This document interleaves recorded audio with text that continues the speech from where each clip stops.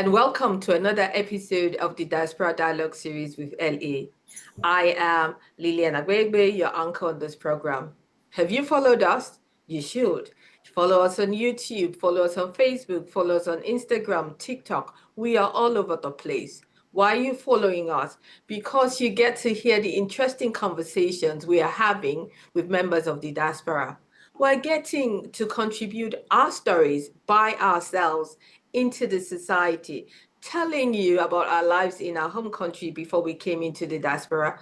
And hey, how are we faring in the diaspora? We talk about the blessings of the new land, and as beautiful as the new land is, we talk about the beauty of the homeland and, of course, the benefits of integration. How does this work from both sides of the aisle, for the new land and for the homeland? Interesting conversations we've been hearing. I always get educated by my guests, and I bet you will get educated as well. So I'm very excited to welcome today's guest, none other person than Solomon Ayalew. Solomon Ayalew, Solomon, I'm very excited to welcome you to this program today. Solomon, tell us a little bit about who you are and where you are currently. My name is Solomon Ayalew. I am an immigrant of Ethiopian and Eritrean background. I was born in Ethiopia, in Gondar, Ethiopia, which is known as sometimes like the second city in Ethiopia after Addis.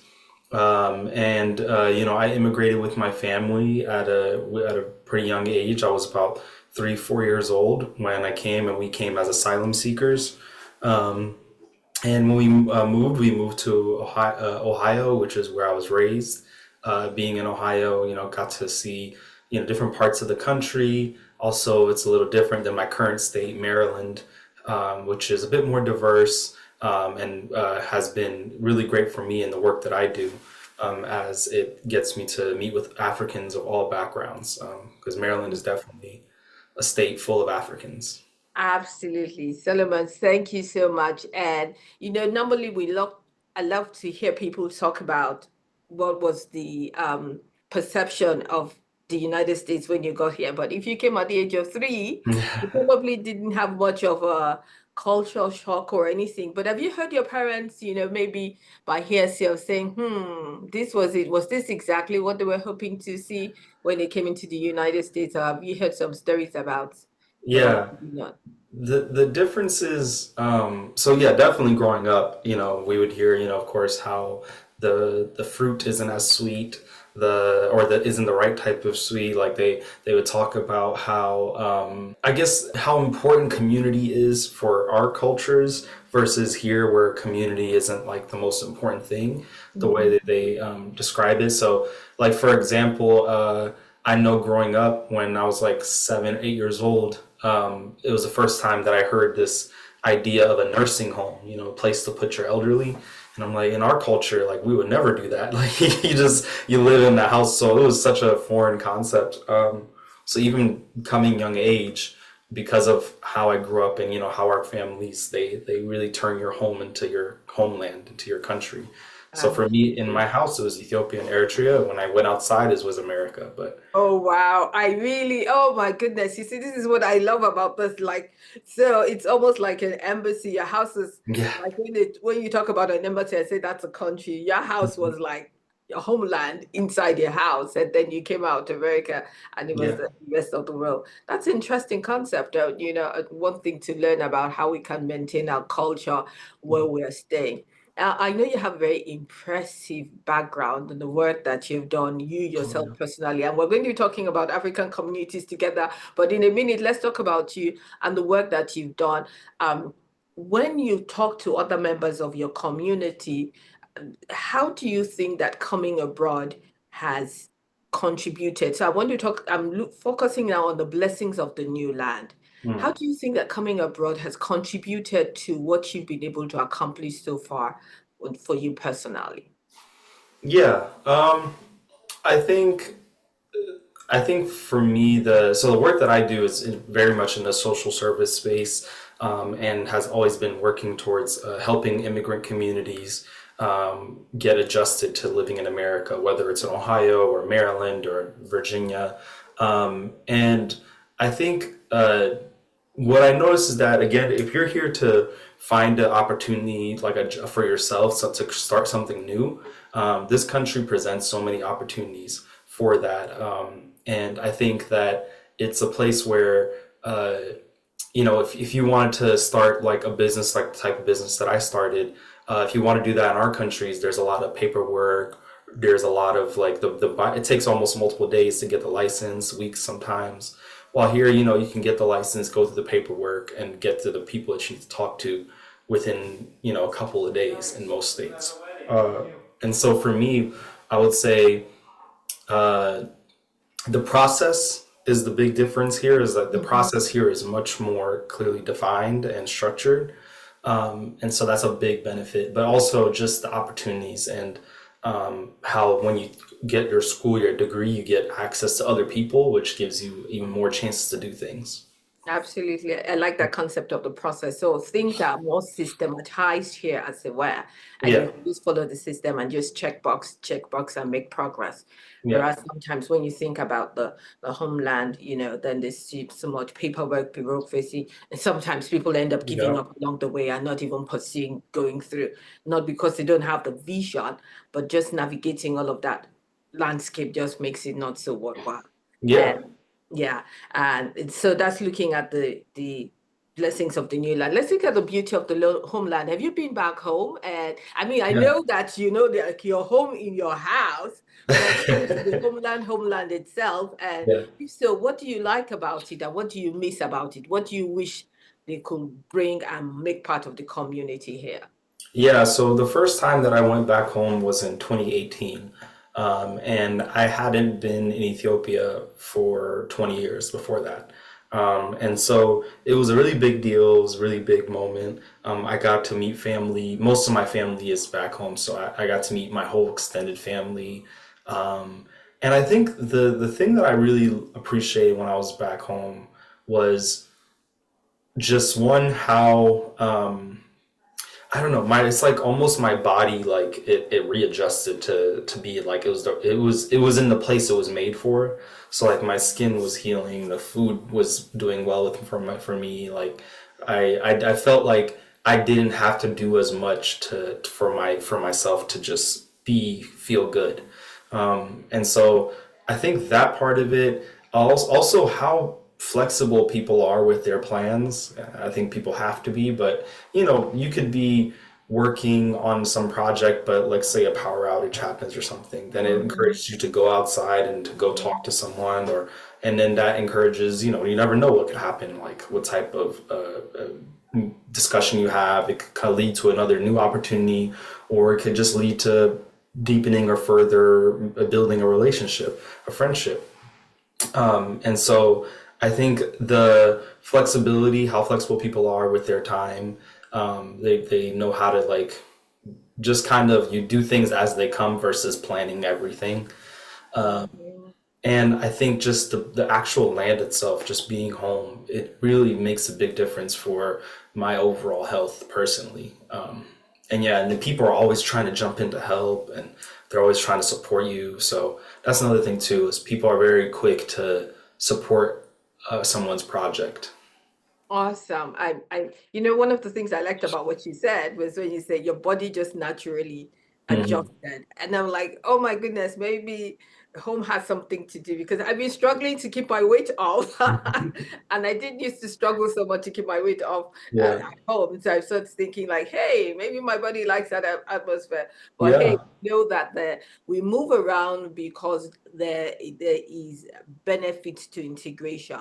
The home Hmm. benefits, the new land benefits, and because the world is a global village today. And so that brings me to African communities together. Hmm. Where did this come from? And what is African communities together looking to do for members of the diaspora? Because you're here in the diaspora. So yeah, African Communities Together, it's a nonprofit based out of New York, but we have chapters in the DMV and in Pennsylvania and Philadelphia. And essentially, our focus and our goal is to organize Africans around their local and state issues, their domestic issues. So when it comes to protesting for like back home, like some issue back home or some government power or something, our community is good about turning out for that. But when it comes to, let's say, protesting for bettering English access or something, or bettering after school programs for kids, or fixing the lights in our neighborhood or something like that. That's that type of stuff we tend to not, we're not as present there. Like Africans have, in a couple of different cities, have the power to swing vote one way or the other, but they're not being engaged with as voters. So, and as people with their own thoughts and ideas on how they want to run their community. And so what we're doing is we're reaching out to our communities, building those connections, building that understanding and that knowledge about what is civic, how does civic engagement work in America? How does America's government actually work? Because sometimes we'll have people who will talk to us and say like, oh, let's say they get a representative, a U.S. representative is an African. They say, oh, why can't that person fix the issue in my home country? And we're like, oh, that's not how U.S. representatives, they represent their district and their state, but they're not representing the whole country's federal force. If you want to do that, you have to go this route. You have to go talk to these people. And so we try to educate people and provide the education so that they can know who it is they should be talking to. And also just begin to care about here, because many of us, we kind of suffer from having one leg in our home here and another leg back home. And always, like, the way people talk about their time in America, they'll be like, oh, it's whatever, I'm going home, I'm going to move when I get older. But they've been here for 30 years. And so in those 30 years, like, they haven't tried to engage with the politics or try to make things better for their community. But they're always, upset about how things aren't getting better. And so we're trying a lot to work with that, with those communities and catch them up with the rest of the groups. I so love that. And I love the fact that it's called African Communities Together. So it's not like you're working only with the Ethiopians, because I'm originally from Nigeria, and I can tell you that exactly what you said. We're going home tomorrow, but they've been here for 30 years. You Mm-hmm. know, I have a younger daughter who's in high school, and I remember from elementary school through middle school, I'll be one of the few Black people who bother to go to PTA meetings. Because Mm-hmm. people think that it has nothing to do with us, but your children are going to the school, right? Mm-hmm. And so the policies, the teaching, and everything that's going on has an impact on you. But it's like, oh no, let them decide. So we're seeing that a lot more people are beginning to think about it, but it's really important to also have education, not just think about it, to have education on how do we navigate this now, because it's something that people are not familiar with, of like, yeah, I don't have to vote. I don't have to go. And that's one easy way to start, because the school boards, you vote for the school boards, you go to Mm-hmm. the meetings. Those are easy places to begin to get into the culture of involvement and paying attention to what's going on. So how's the response been in you trying to engage the Africans? How would you say the response has been from our people here? Yeah. It's been kind of a mixed bag of responses, because there's some people, I think most people, they see the importance of it.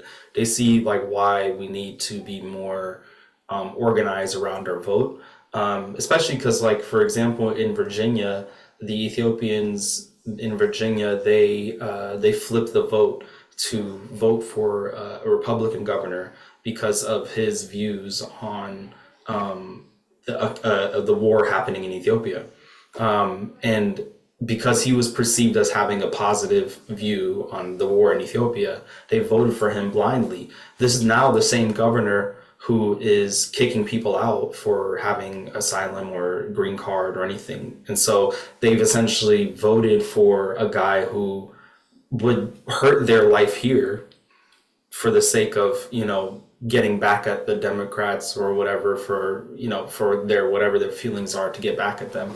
And it created a situation where now, for the past 4 years, we have a governor election. We've been dealing with a governor in Virginia that has been one of the most anti-immigrant people, anti-housing, anti-fair wage.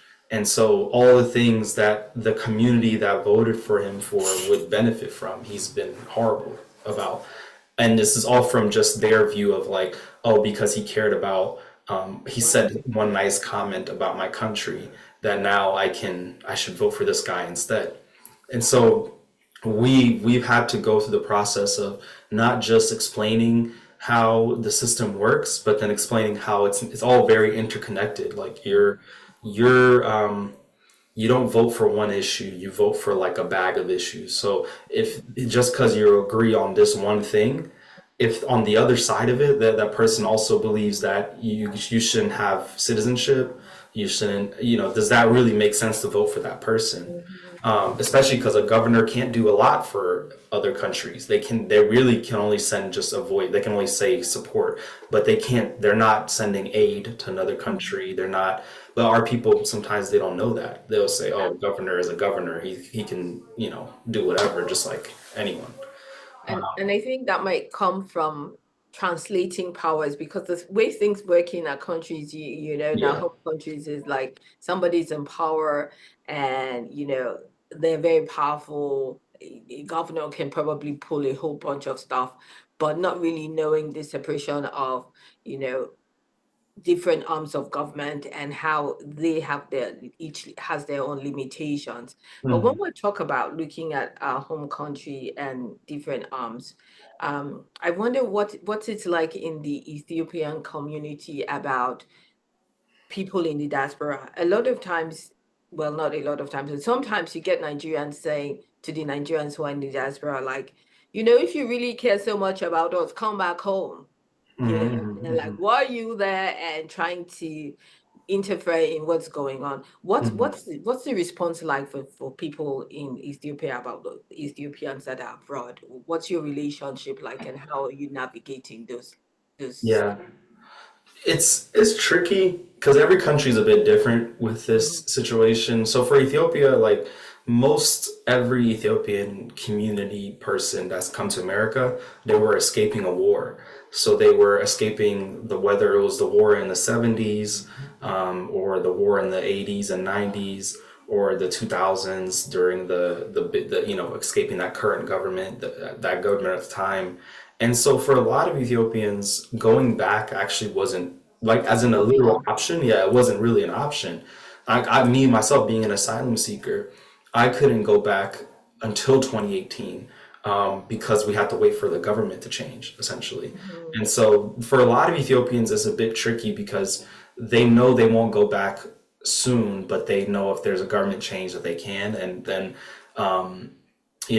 they yeah, they still want, like most of the community I engage with, they still want us all to go back and engage with. But there's ways to still be present back home and still be here, and vice versa. Because, for example, the state of Maryland, and I think to anyone that's saying this, I would say, like, we should look at the statistics and see what is actually happening. But the state of Maryland is the state that does the most business with the continent of Africa through the Baltimore port. And on top of that, like when you look at the tourism, especially around December and January, what's been going on in Ghana, Nigeria, it's been across the whole continent. Because people get an extended break from work, they're more likely to go somewhere back home or somewhere near to their home country. And I mean, Ghana alone brought in almost 2.5 billion in just one month. Mhm. Lagos by itself almost 1.8 billion in 1 month from this effort that required both people here and back home. So there's actually a lot of ways that we can continue. We already are engaging with each other. Like the want is there, and people are finding ways to make it happen. And I think, yeah, the most effective thing we can do is, I don't personally, like, I agree that the most effective thing we can do is, to reverse the brain drain, and having more of us go back and really rebuilding out lives there. But Yeah. that's a much bigger thing that we need And to, much yeah, long term, yeah. But much long term. So much long term and much bigger. But I really like when you talked about how much Ghana and Lagos has brought in and all of that. And so that's looking for me, it's looking at the benefits of integration because people think that, you're diasporans, why are you here? What are you doing? But really, we're contributing to the economy in the new land. And so mhm. the new land gets the benefit. It's not just that we are benefiting, but because of what we're bringing to the table, the new land is benefiting as much as we benefit our homeland. Do you agree with that? Yeah, yeah, I think so. I mean, because like what we mentioned earlier was like a big thing that's missing is process. And unfortunately, like, 70% of the continent is under the age of 30. Says 85% are under the age of 35. And so most of the people who would make up those countries' workforces, they're not in the country at all. They're all the other places, whether driven out by persecution from the government or economic pressures or climate, whatever. And so when they leave, that group of people, they're the people that tend to create your processes and creates your like the more detailed aspects of an organization or creates even businesses that become large organizations. Those people not being there, what I've found is that there's a big gap in like anytime we try and do any type of business back home or issues or any type of work, the issue always comes in how confusing and disorganized the bureaucracy is of the actual process of making it. And for me, like, I think that a lot of our people who tended to have learned have high degrees because in America Africans tend to have the highest degrees completion. So like our masters of business administration, our masters of public administration, master of public policy, healthcare, public health, all that comes with a lot of knowledge about process and how we structure something to work efficiently and to do it at scale at the scale of a whole country. But we don't have the intimate knowledge of the actual country, the community, what's going on because we're not living there. So bringing those groups together, it's only going to be a big. I think we'll create the things we need to have the big benefit, like seeing the big economic booms, and I think it just we have to be more careful about how we sell it in the sense that like, you know if you wanted to make something in like, make a big business back home, the things that we need aren't necessarily like a complex phone or a complex like headphones or something. But what we need is like for like these type of thing. I don't know if you could see this, but like these type of like small, like the cups, the handmade cups, like this type of Yeah, things. yeah, yeah. It's very small things that now in America, what they'll do is they'll make they have a factory in some other country that just makes thousands of those little small cups that then gets sent out to business suppliers who then design it how they need it to be designed. But when I talk to people going back home to start a business, I'm just like, just look at the basic need stuff, like things like cups, like tables, like Hmm. plates, Hmm. like chairs, things that are, we need thousands of Yeah. that are easy to make. And Hmm. if you bring your business, if you bring your structure of, bring your knowledge of process and how the businesses work at scale, when you combine it with somebody back home who has a lot of knowledge of just like where can we get workers, where can we Hmm. get a good land for this, do you know how we can source materials, like combining those people I think will makes it doable. So, Solomon, I hope you're not sitting on all of this knowledge. When I hear you talk and I think about the African communities together and work that you're doing with the African community in the diaspora, are you doing anything with the African communities in Africa, or do you have any plans to? Yeah, I have some plans of like things I'd like to work on. One of them is trying to create some type of resettlement agency for people in the diaspora that want to move back to the continent.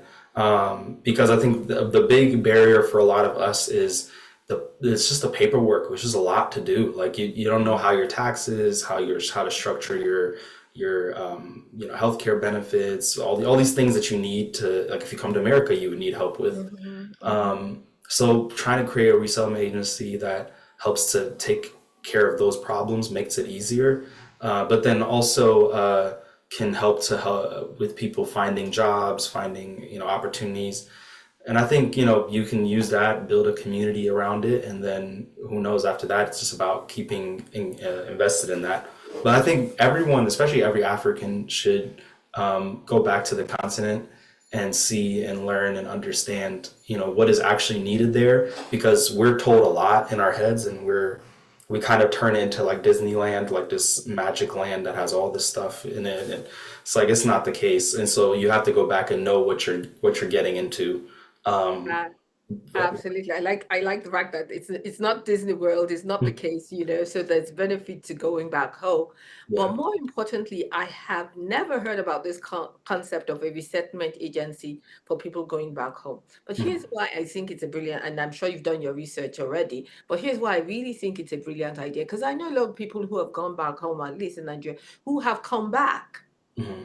because I don't think that the proper understanding, it's like it's my homeland, so I'm going back. But but things don't just automatically work because it's your homeland, Hmm. especially since you haven't been living there for a long while. So really having, we talked about process, really having an agency that understands the landscape, that's going to walk you through, and you said something about if people are going back to work or going to resettle, how maybe prepare people and have expectations, because I think people go with these expectations of like, I'm living here, and no, don't give any Yeah. room for giving time. Things are going to take time to land and things like that, and they just get frustrated and they come back and say, I'm never going back.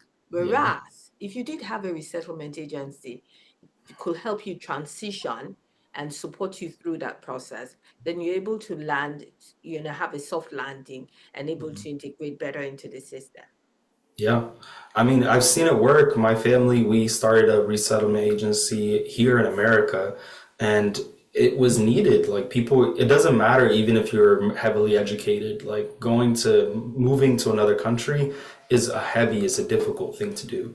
There's so many different things you just won't even think about that you have to now, figure out an answer for. And so if for how much it was needed here, I think it was very clearly, like, when I think about people that have gone back home and they talk about the experience they had and how they might go there, but they can see themselves moving there. A lot of the issue is when you ask why, it's just they talk about how the process of it, like, okay, how would I do this? Where am I going to get a job? Where am I going to community? And I'm like, well, you know, our parents probably asked the same thing when they came here. So we could figure it out. And in many cases, many of us have like American degrees, and so even though how problematic it is, like in other countries, American degrees get to are viewed as with a higher like level of esteem, even though I mean the knowledge is the same. But that helps us even better. Our parents, again, they came here with sometimes with degrees from universities where they know more, they learned more than we did. They had to work harder to get this degree, but because their degree was from their home university, their country's university, it's not seen as respected the same way. And they still figure out how to make things work. So I don't see how we couldn't, with that community and with the agency, like helping people like connect with other people that have just moved recently, that just makes the transition much easier and much more doable. The first 6 months is a very important 6 months. Wow. So if you have been listening to us on Diaspora Dialogue series, I've been talking with Solomon, and there's so many insights in this episode. He's let us know that you can actually live in your home country in the US, be your own embassy, and then step out outside to America. And then going back home, he really had the opportunity to be himself. His body recognized his homeland and just really helped him assimilate. I really like the concept of resettlement agency. And think about it, we came into this country, some of us with trainings, international trainings from our universities, and were able to, resettle here and integrate into the system here. So if we have degrees from the United States, we can surely do that process all over again, go back home and resettle in. So Yeah. don't defer that thought about going back home. Solomon also works now with the African communities together, and they're really helping us in the diaspora step away from this thought of like, oh, we're only here temporarily, even though we've been here for 10, 20 years. It's like, we're here. Our children are here. They're growing up here. So how do we be part of the system? Solomon, before we go, anything that you'd like to share about? This is the Diaspora Dialogue series. It's really to put out concepts and issues about diaspora life out for members of our society. So anything that you think we should have spoken about we didn't get to yet? Um, I would say I think with everything going on in America right now and a lot of the similar things happening in other countries like America, uh, the people that probably have the most knowledge and the most experience with dealing with this type of issue and this type of situation are Africans. A lot of us, we have through many years of living in the countries that we lived in, we know what authoritarianism looks like, what fascism looks like. And in many ways, when I think about what does America need right now, it's Africans, and it's the African ideas of like community care, the accountability, showing up for people the way that that showing up for people in the way we want them to show up for us. It's just, there's so many things that when I think about like my parents and my community, they have so much knowledge that they don't see themselves as knowledge, that they think it's just like, oh, it's just something. Like we have experts in agriculture in so many, but they won't consider themselves an expert in agriculture. They'll say they're a farmer. And I'm like, it's the same thing. Like it's just the title is just means nothing. When people talk about veterans, like half of my family is a veterans. They didn't fight in America, but they were veterans. They fought in other countries and other wars. And same with experience, like so much of the process of assimilation can be like making yourself smaller. And that's what we don't want to make ourselves smaller. We want to add to something. And so I think it's important for our community to know that, like, yes, assimilate, learn how this new country, how a new structure works, but don't forget the things that come from our countries, because there are some very important values and like information that really you only see when you go to the continent, and you only experience and understand when you go there. So I would say assimilate, but don't make yourself small. Don't, like, our voice is needed now more than ever. We're such a brilliant group of people. When I think about for Africans as a whole, like what we've endured and all of our communities have endured, and then we're still here doing, like, setting up to have an amazing next couple hundred years of success. There's so many nuggets in there, I was like trying to write everything down, like hashtag this, hashtag that, assimilate, but don't make yourself small, we have important contributions to make. Forget about the labels about, who's an expert or anything. Your experience counts. We've lived it, it. So don't make yourself small. Don't shy away. And he talked about, showing up for people. So, hey, listener, I'm going to ask you to show up for us on the Diaspora Dialogue series. Share this. Let us know what you think. Follow us on YouTube, LinkedIn, or however you're getting your social media feed, and let us know what you're thinking. And until we come your way another time, Solomon, where can people learn some more about the African communities together? Website or social media? Yeah, you can follow us on, you can go on our website, African Communities Together, and on our social media, Africans US, so Africans and then just US right after is our social media. We actually have around June 23rd, we're planning a press conference and a rally to combat against immigration and to fight against what's been going on in immigration. We're doing that in DC. So if you're, keep your calendar open if you can on the 23rd, and meet us at the Washington, meet us in front of the White House to participate in this press conference and this rally. But yeah, you can find all the information about us on our websites and our Instagram and social media, Africans US. Africans US. Solomon, thank you so much for joining me today. Listeners, we look forward to coming to you next time with another episode of the Diaspora Dialogue series with Ellie. I am Dr. Lilian Agbeyegbe, your host. Thank you for listening.